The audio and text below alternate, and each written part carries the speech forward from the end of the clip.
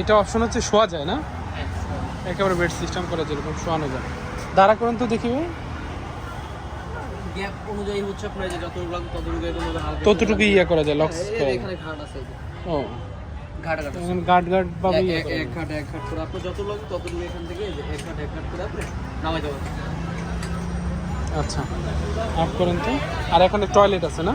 হ্যাঁ এখানে টয়লেট হচ্ছে আপনার সামনে, আর এখান থেকে হচ্ছে পিছনে ব্রেক আছে না, যে পিছনে ধাক্কা দিবে brake তার জন্য পিছনে ব্রেক আচ্ছা। প্লাস এখান থেকে এই যে এই জিনিসটাকে বলে হচ্ছে লক।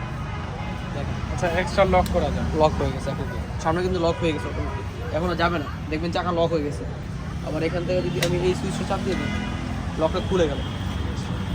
এটা কি ফোল্ডিং করা যায়, বাস করা যায়? folding করা যায়। দেখি ফোল্ডিং করেন তো।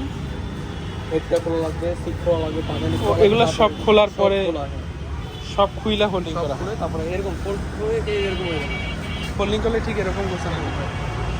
এটা পাদানিটা খোলা লাগবে, সিটটা খোলা লাগবে, মাথাটা খোলা লাগবে, পার্টস সব খোলা লাগবে।